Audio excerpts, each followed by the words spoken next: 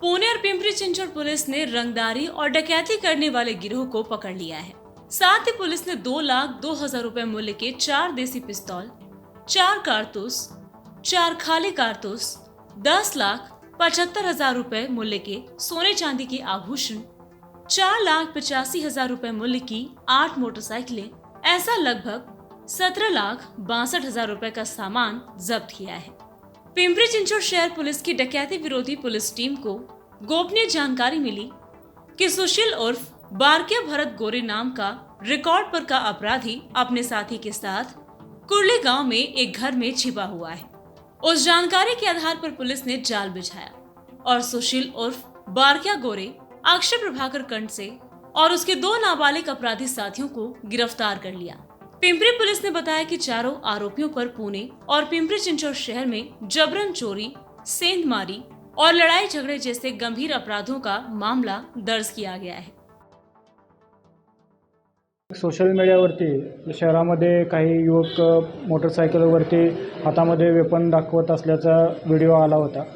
त्याचबरोबर एक चिखली पोलीस स्टेशनच्या हद्दीमध्ये एका दुकानामध्ये जबरीने कपडे वगैरे चोरून नेण्याचा एक गुन्हा दाखल झाला होता, ज्याच्यामध्ये पिस्टल दाखवलं होतं।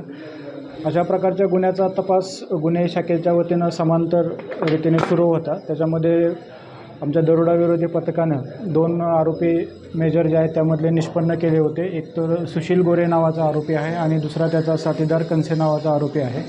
या दोघांच्याकडे केलेल्या तपासामध्ये त्यांनी जवळजवळ 14 ठिकाणी घरफोड्या केल्याचं निष्पन्न झालं आहे। त्याचबरोबर 8 मोटरसायकल चोरलेले त्यांनी तपासामध्ये माहिती दिलेली आहे। या आरोपींच्याकडून 4 वेपन, 4 राऊंड आणि 4 एमटी केसेस जप्त केलेले आहेत। एकूण जवळजवळ 17,62,000 रुपयाचा मुद्देमाल आरोपींच्याकडनं आतापर्यंत मिळालेला आहे।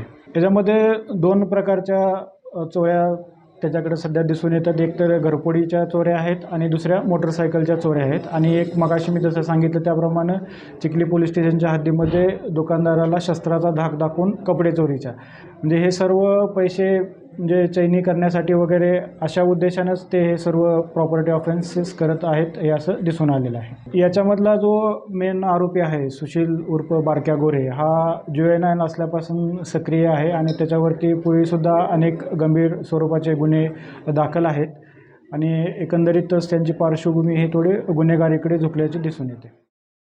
Bureau report, V-SATS news, Pimpri Chinchwad.